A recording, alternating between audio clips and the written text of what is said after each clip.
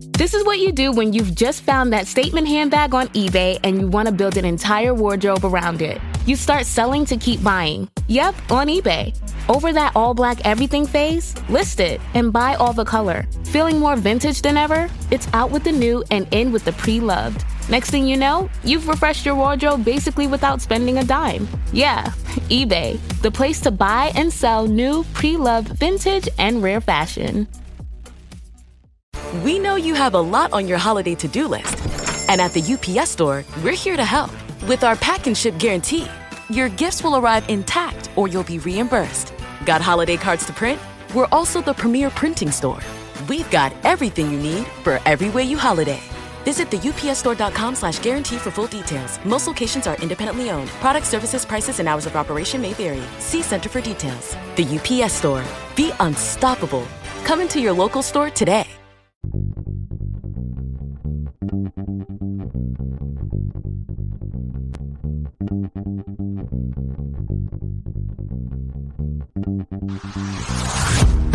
Hey, I'm Amanda from Trifecta Fitness. We're proud to be Clarksville's new Get Fit headquarters. Trifecta Fitness is a state-of-the-art spin and strength training studio. Our spin studio is truly one of a kind in this area, complete with 20 state-of-the-art live fitness bikes and an incredible sound system. Our strength training is done in small groups of 6 or fewer, and all of our strength and spin classes are scalable for every level of experience. Come see us in the heart of Clarksville, just behind MAPCO at the corner of Old Trenton Road and Wilma Rudolph Boulevard. Call us for more info at 931-542-6265 or download our Trifecta Fitness app for a full list of upcoming classes. All right. Welcome back. MisFitNation. We are a show founded by a veteran and hosted by 2 veterans and a military spouse.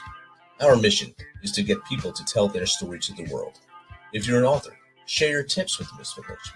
If you're a musician or actor, our audience needs to know how they too can get into the business.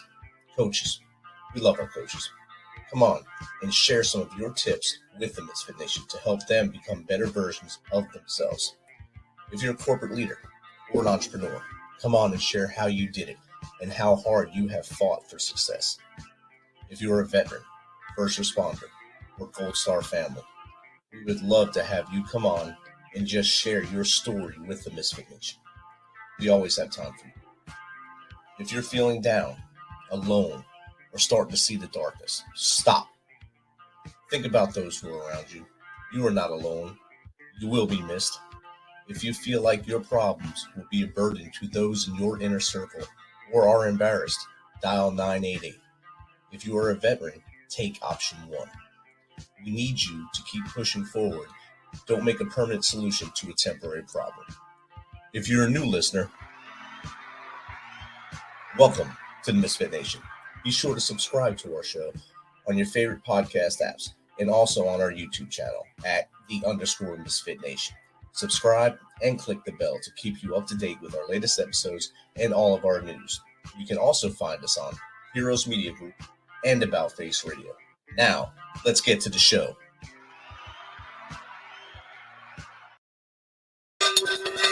All right. Welcome to a special Monday night edition of the Misfit Nation. It's special for 2 reasons. We got a great guest, and 2, RJ is back with us finally after a year absence.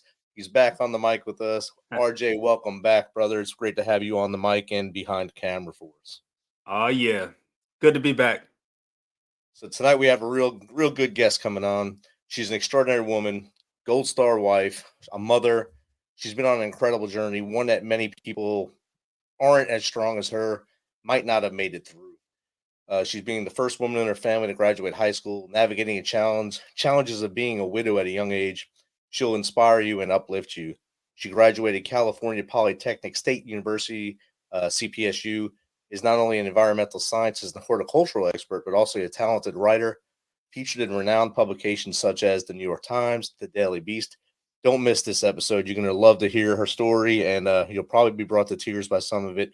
But without further ado, let's welcome Michelle Black to the show. Welcome, Michelle. Hi, thank you so much for having me. I'm excited to be here. It's great that we were able to connect. I know we all have busy lives, and it's hard to really get that connection sometimes. but I'm glad I was able to reach out to you and actually talk to you when I was probably 20 minutes from you, of all places at that time. Yeah, it was so great hearing that you were here visiting us in Washington State. So I'm just sorry I didn't get to see you while you were here, but We get to see each other now, and hopefully someday down the road we'll cross again and see our path. Will see live, and we'll get to see each other at some point, and that'll be awesome. Michelle, I gave a couple sentences about you there. If you don't mind, just take us back and give us a little rundown about you from as far back as you want to go to how all this started to get here. yeah, so just like you stated, first woman in my family on my mom's side to ever graduate high school, which was a big deal.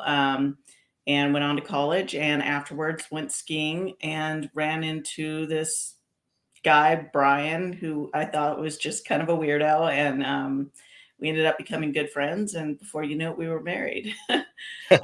And he joined the military. And I don't know how into detail you want me to go right off the bat, but Brian decided to join the service about, I guess we've been married about 2 years. We got married, no, it was longer.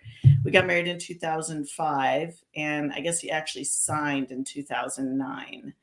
And so he'd always wanted to be a Green Beret or Navy SEAL. So I figured, why not? That was kind of, after 2008 and the crash and everything, nobody was hiring. So it was perfect timing for him to go in. And we had a young family. So he went in, got bored after a year, decided he wanted to do the Green Beret thing. So he went to SFAS and made it through. And so then we moved to Bragg, and he went through the Q course, finished that, went on his first deployment, came home, went to Ranger School because, of course, the Q course wasn't enough. So he went straight to Ranger School, came home from that, deployed twice. And then second deployment, he was killed over in Africa when their team was ambushed. So that was kind of the beginning of, the bigger story, I guess. And you left out a pretty vivid point for him coming by. I think it was either SFAS or after Ranger School when he got sick and was misdiagnosed, and he was really bad off until someone finally said, "Hey, this is wrong with you," and took care of him. But it was you who got that eye-opening moment that people really don't look at everything at one time. They just want that body through the school. Oh yeah. I think that's the thing is, with Brian, you're talking about when he had listeria and Yes. he came back from SFAS, and he'd eaten all, for some reason he was craving watermelon when he was preparing for the course or the SFAS. And so he, right before selection, there was this listeria outbreak. And of course, it was all tied to, I think, watermelon or cantaloupes. And so he left. And when he came back, he was so sick, he kept losing weight. And every time I'd take him to the hospital, he'd get turned away. And it reached a point where he couldn't eat anything and he was dry heaving. And he lost another 15 pounds, I want to say. And so for someone who's 6'2", came home from, SFAS already about 10 pounds down, to lose another 15. That was pretty scary. So, that was a huge eye-opening moment for me, just as far as care. Definitely there. And having the two young ones at home at that time too, you having to care for them and then care for the big one at the same time. Yeah. And the hospital on base just kept saying, well, you're not elderly and you're not a pregnant woman. Therefore, you can't possibly have listeria because your immune system wouldn't be down. And he kept reasoning with him, well, if I just had my immune system hammered at SFAS, it should be down. So, but his unit was getting ready to go to on a deployment. And so they were all prescribed, those antibiotics. And that's really what ended up ending that whole suffering phase there. So from there, he went to third group after this, right? That's where his first group and only group he was in was third group. Yeah, he was at third group. We were hoping to go, it's funny, you hope to go everywhere except where you end up. So we ended up at third group and second battalion, and he ended up right into team 12. And that's kind of, he deployed twice with them, second second deployment with 3212, he was killed. And they were both to basically the same region, right? Correct. The first time they went to Maradi, Niger, which is southern, it's near the Nigeria border, the border between Niger and Nigeria. And there really wasn't much going on there. And that's kind of, they realized, okay, there's no real reason for us to be here. So the next year they went to Wallam, which is up kind of, I guess they say it's central, but if you look at the way Niger is shaped, it looks almost northern, and it's right near a border they share with Mali, which Mali is very dangerous. Very volatile, yes. Yeah. And when I was reading the book, I was trying to focus on, I was listening to the book and looking on my phone, the map, and trying to see where things were in relation, because we only seen bits and pieces of the story. When it happened, I was working a different job. I wasn't embedded with the military at that time. I was actually working for a veteran nonprofit, so I didn't have the resources I have now. So I was actually looking at my map, doing that, and I said, "Oh, yeah, real close to what I would brief soldiers now not to go to." And when I'm teaching them intelligence, beware of this, beware of the X, and they were right there in the middle of the hornet's nest, basically. Yeah. And I think what was amazing is as I learned more, because really I didn't know all this when he went. But in the aftermath, I'm going, okay, where exactly was he? It's funny how little we don't know or care to know until something like this happens. And so in the aftermath, I was going, okay, where exactly was he? And realizing that, him and, the team captain and everyone, they were telling those higher up the chain, hey, this is dangerous. We should not be in this area. Like you said, it's a hornet's nest. And so why were they being pushed into that area? I mean, it was a completely avoidable incident. And everybody knew it in the aftermath. So everyone knew, but didn't want to really admit it. That's the worst part of it right there. Correct. RJ, you got anything on that? I know we keep cutting you off there.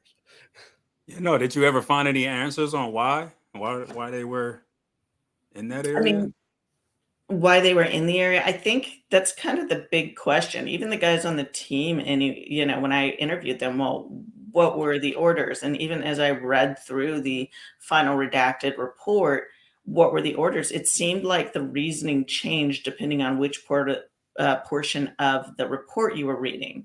Mm-hmm. And even when I requested to look at the CONOPS, because the first CONOP, it was a 3-part mission, so there were 3 CONOPS. And the original CONOP was written by the captain of the team. So that, I can look at that, and they were just sent on a 1-day patrol, kind of their standard patrol up to this area called Tilua. And it was supposed to just be routine mission, civ mil patrol, collect intelligence. Mm. Well, the next 2 CONOPS were written by those higher up the chain and approved by those higher up the chain. And for some reason, I'm completely denied access to any of those CONOPS. Those are not public, correct? Because right. All I keep hearing is that there were no issues with them.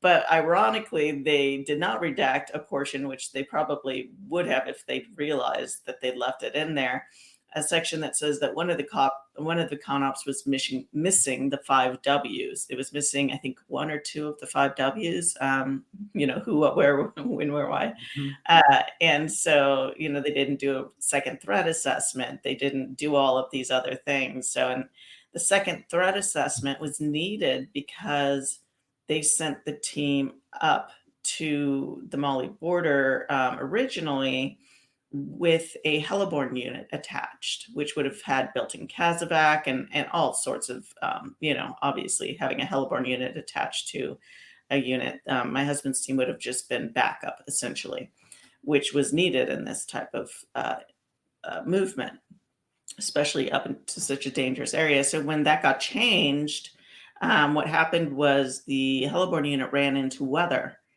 And so what would have made sense is then to look at it and say, hey, we should run another threat assessment and see if the threat has changed to show that they no longer need, this heliborne unit or a QRF. Because at this point, if we send them up there, they're going to be the only team and there's going to be no QRF and no one's going to be able to come to their aid if anything goes wrong. But they didn't bother. And so when the team pushed back and said, hey, this is not safe, they were told, well, that's too bad. You're going anyway and ordered ahead. So no, I was not really given a reason they were sent up there. And when I asked the guys on the team, it was just kind of, they thought there was a enemy camp up there, and they wanted us to basically go up, exploit the camp, and collect intelligence. And if we happened upon any terrorists, to capture, detain them. And that was kind of what they heard. But really, to push ahead in such a dangerous scenario doesn't make sense. And then to cover it up. So I do know that there was I had who was it?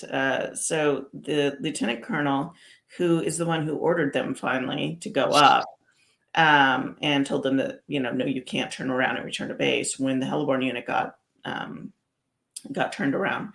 Well, when I spoke with him, I think it was almost 7 or 8 months after the incident was the first time I spoke with him. He showed up to my home and he basically said that, well, we thought there might be a hostage held up there. But yeah, I mean, I think it was his excuse, or if that was really his reasoning, then it was selfish, right? Because he gets a promotion and he looks really good if all of a sudden his guys go up there and, hey, look, we just caught this American hostage and found where he's been being held. But the problem with that is that my husband's unit, number one, they weren't the type of unit that you'd send on that kind of mission. You'd grab, Rangers, Delta Force, or, you'd send somebody else. Right. They were there in country, basically training the locals on, how to run their own operations. They weren't there doing these, hey, we're going to go in and rescue hostage. That was not their mission set. So, I guess the overall answer to your question is no, I was not getting So, I mean, in the face of not getting, the answers you needed, running into, dead ends, coming up, empty on answers, how did you keep pushing through to kind of basically be your own investigator? So I think, what kind of happened was initially, we assumed the military is going to be honest with us. And when you're going through grief and there's just this big upheaval, I mean, the most important person in your life is dead. You're just trying to get through. And I think what happened was, over time, it was like, and I always say, I wish Brian, it would have been so nice if he just, I experienced it with my dad died. Like, he just died. Like, that was it. There wasn't this, what happened. We knew what happened. And the next day it was over. He was dead. And while that was a lot to deal with Brian and with his team, I was getting knocks on the doors and people showing up to my house, news vans circling my neighborhood, calling my house. My kids thought that the terrorists were looking for us. They thought that's why they were calling. And so, I've got that going on. On top of it, I've got things like a headcam video being released and everybody talking about that, and talking about how dumb the guys were because they should have just kept driving, or why'd they do this? And it's just like, having your worst nightmare is that, as a kid, oh, what if I had my family members killed in front of me? Well, we just had that happen. So you've got these things just piling up, and your one glimmer of hope is at the end of this, they're going to tell you the truth. And you don't actually at that point want anything more bad to happen. So you're not going, I want punishments and I want people held accountable. What you're thinking is, I want to know how we prevent another family from going through this. And I just want to know how he died so I can have that little bit of peace. Like, I get he was shot, that's easy. But what did he go through? What did his day look like? What led up to it? And why were they up there? And how can we fix this so another family, I mean, people are going to die in war, but if it's preventable, how can we prevent it next time around? What does that look like? And it wasn't about holding anyone accountable. So when it came right down to it, and we get our family brief, and they are telling me like, hey, it's okay. We know what happened. It's the team captain and all the guys on the team, like they're at fault. I just went, there is no way these guys were on the ground. And, on top of it, they're telling us, oh, they were, a bunch of cowboys going rogue, trying to hunt down a terrorist. I mean, the idea that a special ops unit would go rogue and to hunt down a terrorist with the level of training and years put in is insane. And if one guy on their team wanted to do that, that wouldn't be a surprise, right? But for an entire team to go, you're right, that's a great idea. That's Right. That's nuts. Yeah. So there's just no way. Right. So when they decided that they were going to try and sell that to the family members, and then they went on national TV and basically, I think the final thing was the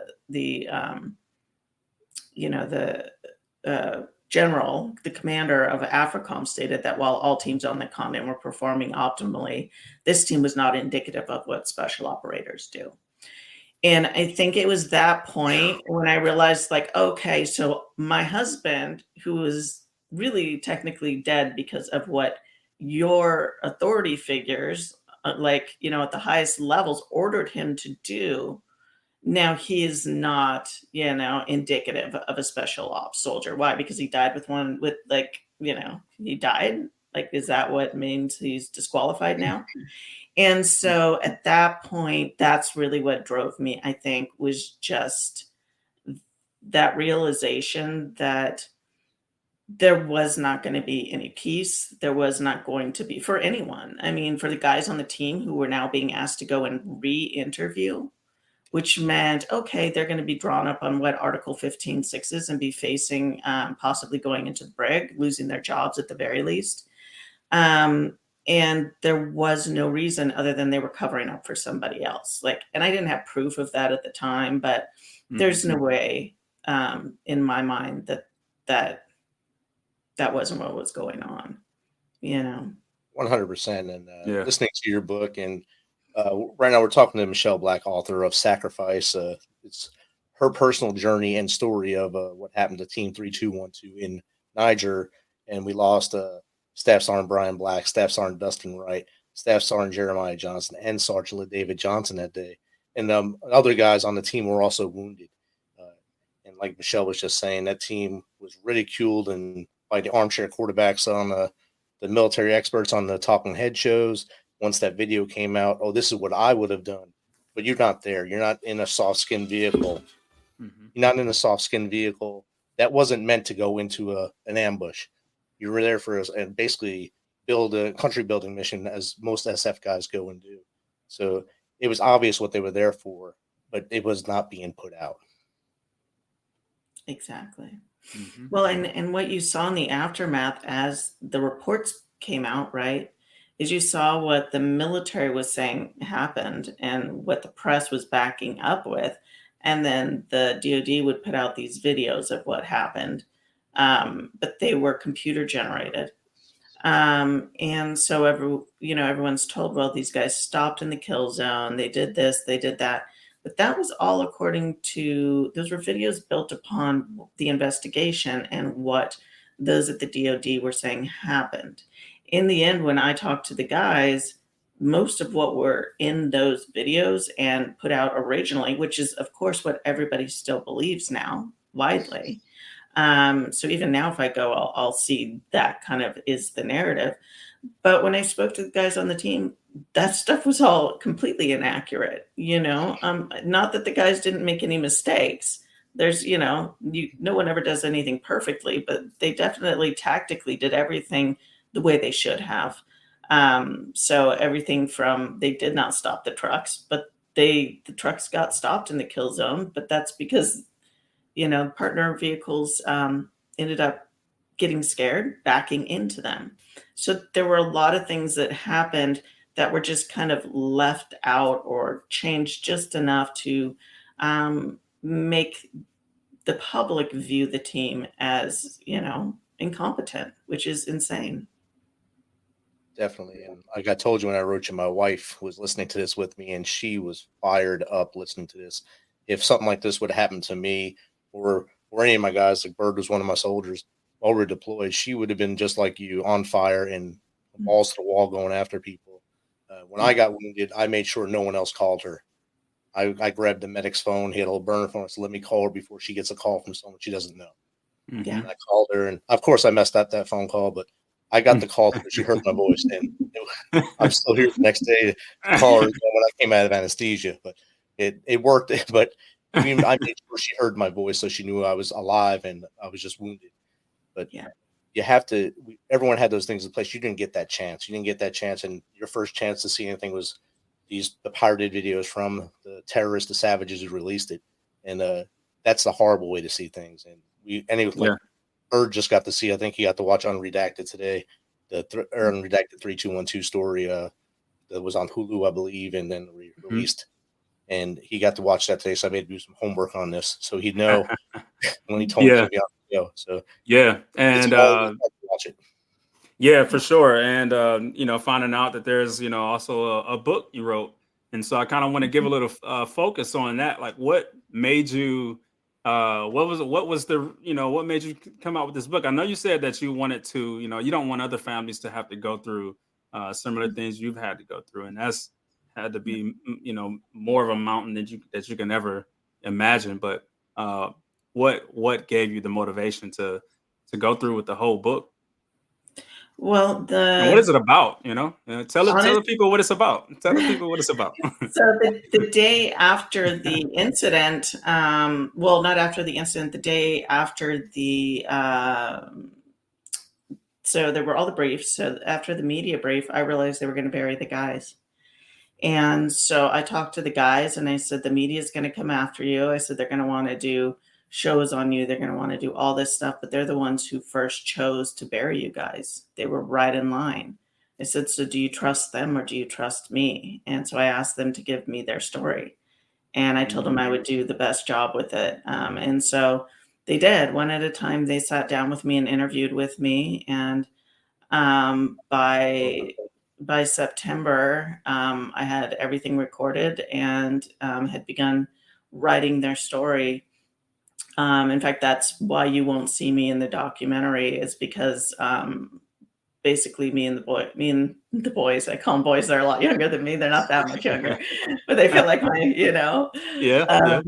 but they're, like that. It was just kind of this pact, like, you guys trust me, I'll trust you. It was more of a handshake deal, no NDAs or anything. And it was like, you don't speak with the media or interview for the documentary, and I won't as well. And you just got to trust me. And so that's kind of where that went. And so that's what motivated me, because I knew, you can do movies and you can do all these things, but it's like anything. When you've read the book and then you go watch the movie and you go, oh my gosh, it's missing so many important details. It's missing so much truth.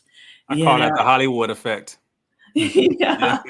And I thought the best thing we can do is document it in a way that has all the details that really matter and that don't have any of the truths, because we didn't know. I mean, you trust people so much, but then it's like, in the end, it's in their hands. And if it's not their lives, are they going to dramatize it and leave out the fact that, like, are they going to leave you questioning whether or not these guys are innocent in the end? And we didn't know that, And so I told them, if you go with me, I will make sure in the end that whether or not, before I publish it, I think you're guilty, and then at least you'll see it coming. Like, you know what I mean? Like, we'll be honest. So one at a time I interviewed them. And by the time I got done interviewing them, I realized, no, they really are just being, scapegoated here. And so then that's when it really became even more important that I be the one who write their story. And so, yeah, my book is the only place you find that. You find what actually happened minute by minute on the ground. So Yeah. So Very, tell the very people about, detailed too. yeah, tell the people I'm quite sure we know, but let them know the name of your book, and give them a little bit of about the book. So the book kind of starts, it goes over, me and Brian's life and what that looked like being married to someone as they're going through SFAS, which is the selection process, Special Forces selection.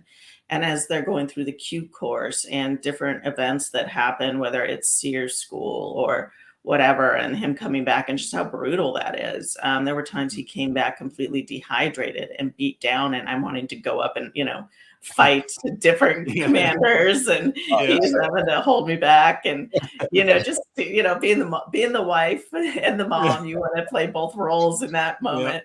But so those types of things, and what that looks like to actually be married to a Green Beret, not just but the whole process of becoming one, and how hard that is on the family, how brutal that is to watch as a wife.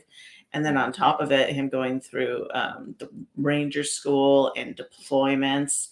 And I cover me dealing with kids at home, because I have a kid on the spectrum, and it was on the autism spectrum. And it was a whole fight just dealing with him at home and balancing that with someone who's deploying, and trying to just keep up on everything. And then I walk you through just things you don't think about when someone is killed in the military. There are so many services, and by that I mean memorial services, and when you get notified, how you get notified, and talking to my kids about it and how horrible that was. That was probably the worst day of my life. It wasn't the day Brian died. It was telling my kids. Because they were asleep when he was killed. So I waited until his grandpa was, till Brian's dad was there, the kid's grandpa. So I discussed that, and I get into things from, as a Gold Star wife, one thing that I never knew, which is insane, is that when your husband is killed in the military, it's like this whole new world opens up, and suddenly you're invited into the White House, into Congress. People want to hear your opinion on things, and your voice suddenly has a lot more meaning. You really have your voice heard in places you would never expect. So I talk a little bit about that, meeting President Trump, going to the White House, touring, just some pretty incredible things. And then I do get into being in that room with the investigators, and what that looked like, and just how they tried to manipulate the narrative and manipulate the families to try and make us believe these impossible lies, I guess. And then I walk you step by step through the actual ambush, like the days leading up to and following the ambush. So what actually happened minute by minute on the ground, because that was a big thing for us as families. That was so hard to realize we weren't going to get in our family brief. And I think you, as military members, or veterans, that when an incident happens, what matters? What matters is the detailed timeline of events on the ground. You need to know what happened each step of the way, so you can say, okay, here's where we improve, here's what went wrong, here's why this happened, and we need to drill that to make sure that next time that doesn't happen. Well, when suddenly everyone goes, oh, we don't know, we don't have a timeline, that tells me that something's way off if they can't give me even a general timeline. So there wasn't even like a, hey, here's what happened in the morning, midday, afternoon. It was just, well, this is basically what happened over time. We don't have exact times. It was around here. They left the village. But I mean, there was like one or two times we were given, not like this thing that we just, I need to know they left Wallem at, 6 a.m. Yeah.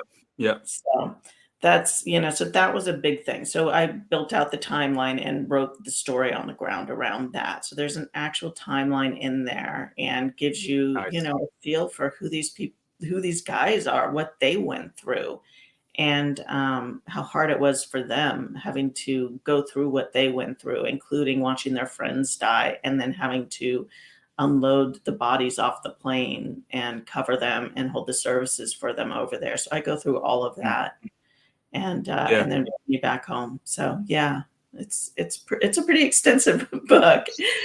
But it's needed. Amazing book. I'll show you. I've got a couple copies, and it has won awards. So here's one of them with their awards sticker from the Nonfiction Writers Association. But Sacrifice is the hardback, and then I've got my wow. That's it, ladies and gentlemen. And I was walking in Sterling, Virginia when that part came on, when you were sitting in the room with the investigators with your father-in-law, your mother-in-law, and your father-in-law was a former Marine, if I'm not mistaken. So he kind of knew military stuff, and they tried to play the little I'm talking to people who have no idea what I'm talking about game with you and your father-in-law and mother-in-law, and they ran into a wall, and I was like pumping my fist while I'm walking up there. I was supposed to do a 3-mile run. I wound up doing about an 8. And RJ, I'll tell you, that happens to me a lot. And I go into these zones and just keep going. I was pumping my fist, and people looking at me like I was nuts because I was like, "Yeah, get him!" I couldn't stop because I didn't want to end the chapter. So I didn't want to end without ending that chapter, and I got to go the whole way. So I kept going, and I was super pumped up with that, and knowing that you had that in your corner, having a military veteran in your corner that can poke the bear with you and help you out. And he's still, I know you live close to them now, so the boys have that connectivity with their family still. And that's amazing too. And the other thing that my wife was ticked about is what happened with your son in school and the way they treated him, and with when he wrote Niger on the screen, and they were saying that he was using the N-word, the actual N-word. And she said, that's Fayetteville schools. That's the first thing she said was, that's Fayetteville. That's North Carolina right there. They're horrible there, and that's what they do. Wow, that's great. So. Yeah, it was bad. It's actually I ended up having to pull him out of school that year because teachers started failing him because it just was like, he's autistic. He's trying to express what he's going through, and not that it's okay to scratch a computer screen, but I mean, come on. You know? I think you even said, I'll pay for the computer, right? I think you told me, and they still were saying that we have to suspend him. He was only young man at the time too. So. Yeah. For you to say that you know, to even offer that, I'll pay for the computer, it's not that big of a deal compared to what he's going through. Right. But, that sounds fair, but that sounds fair towards a people in the system who's not given fairness back. Right. Yeah. And so I commend you on that, and, to be able to power through all of that and see and have a positive mindset throughout all of this, because I know it can kind of grow you to a rage, right? Because there's no justice, and when I think of the word sacrifice, I think of one gives all so that others benefit, right? Mm-hmm. There's no compromise there. And you weren't getting that from a system that was supposed to be by your side. So kudos to you, and many prayers, but thank you for sharing everything you did in the book. I'll definitely get on a train with Rich to read that book. And but man, I just think that the word justice and sacrifice are two big words in this. Thank you. Thank you. That means so much, because like you said, it was that was probably of everything, I think, watching your kids go through those things. That's the thing that almost killed me, Yeah. That was the moment when I think there were a few times with the school that I hit a wall where I thought, I need to walk away because I'm going to, just either explode or have a heart attack. I don't know it. I'm willing to suspend it right now. Yeah. A Yeah. question in the chat right now is, what is or might be the repercussions from the government for what is in the book? And I know you addressed this in the book about the team leader who was reprimanded, I think twice actually, but he was able to fight through thanks to your investigative research and your father-in-law's help. He was able to beat both those reprimands and keep his rank and stay with the teams, I believe. But the two officers, the one that came to your house and boldly lied to your face, and then the senior leader of group commander, both of them, things happened to them as well as they moved up, didn't it? Yeah. So Colonel Moses, who was part of the VTC, he was the group commander. He lost his career over it. And I get to see him at events sometimes, so that's fun.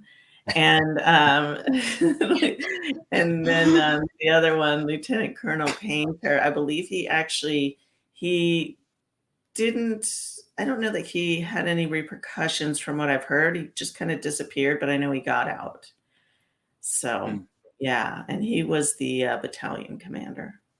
From what I've seen on him was he was selected, but Senate actually blocked his promotion, so that kind of stalled him, pushed him out. So I think that also has to do with your investigative research. So that's another kudos to you, hat on your back, sticking up, like you said, for your boys, the guys on the team. Because if you guys didn't get together and get the real story out, that would have never happened, and the team leader would have went down in a ball of flames. Yeah. Yeah. And the company commander as well. Yeah. Well, and now I'm actually working. I'm starting a nonprofit, or I have started a nonprofit, and we're going to do emotional support animals for Gold Star teens, and then we're going to, or Gold Star kids, and we're going to start with soft, just because that's the community, and then we'll spread from there once it grows. But on the side, we're going to also we're working on changing legislation to make military investigations more transparent, so that when an investigation is opened, it can't be conducted by the same command under which the incident happened, because that was the whole issue. AFRICOM essentially investigated AFRICOM in my husband's instance. So we're going to work on preventing that. So. And those who don't know, Sergeant Jeremiah Johnson was a chemical soldier, as was I, a chemical soldier. La David Johnson was a mechanic. He was like the jack of all trades. That's what Bird was for my platoon. He was the jack of all trades for my platoon. So it's kind of wild. And then Sergeant Dustin Wright, his brother was out of the military when this happened, went back in as a chemical soldier, was stationed right here at Fort Campbell in 63rd Chem. So it's kind of this weird world we live in where we all kind of interlock and see each other at points. But as I was reading that and looking at that and checking stories as well, we all have this like interlocking life. So it's pretty cool. Yeah. And it's sad. Yeah. That's amazing. What's the name of your nonprofit, since you brought that up? Or what's it? It is Soldiers Alliance Foundation. And if you visit soldiersalliance.com, you can see all the, all the information on it. So we're just kind of, like I said, we're just getting going, but we've got a pretty good website put together. So, and we'll be adding more to it in the future. Yeah. Awesome. Yeah. Michelle, anything else you want to add for the audience before we let you have the rest of your evening back on the Pacific Northwest? I think that's it. I think just, if you ever end up in my situation, which I hope you don't ever be intimidated by everybody. Just go after it. It doesn't matter who you are. I was a stay-at-home mom, and somebody just made me a little upset one day. So, you can do it. Poke the bear, things happen. So. Yeah. Michelle, Absolutely. thank you so much for taking your time tonight to hang out with me and RJ and share your story. And now you gave Bird homework to do for the rest of the week to read the book and then go back and forth with the documentary, see the differences of opinion in both of them. Mm-hmm. One thing we didn't talk about was the National Geographic filming that was going on while your husband was there, and he told you he wouldn't go on there because he didn't think he should be on TV. And then, of course, you wish he did, because then you could have seen him a little more. But that's hindsight's always 20/20. And that footage is actually in there to show how awesome the senior people were doing over there, which really irked me more. So, yeah. Yeah. But thanks again. I didn't want to go on another diatribe, but I had to let that out. No, that's good, because that's another little thing people can go and watch if they want to see more of the team, is go and watch Chain of Command series on National Geographic. So nice. Yeah. Bert, any last questions? Any last thoughts? No, just a big thank you so much for sharing with us and sharing with the world your story and having the kahunas to get through that. So thank you so much. And I appreciate you both having me on. I absolutely enjoyed this conversation so much. Yeah, it was likewise. Awesome. So have a great night. Thank you. You too. This message is from the U.S. Department of Veterans Affairs. Did you serve in the military?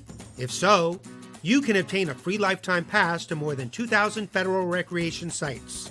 These sites are located across more than 400 million acres of public lands, including national parks, wildlife refuges, and forests. The lands host activities to fit any lifestyle: hiking, biking, fishing, camping, and much more. Gold Star families are also eligible for these free lifetime passes.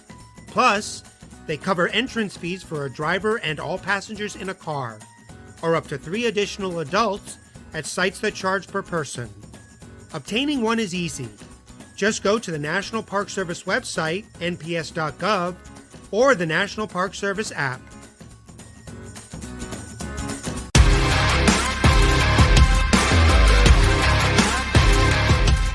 Thanks for checking us out and being a part of the Misfit Nation show. Don't forget to visit our website at themisfitnation.com. That's themisfitnation.com. Check out all our past episodes and get some of the great Misfit Nation gear for you and your family. As always, be humble, stay hungry, and keep hustling, because we are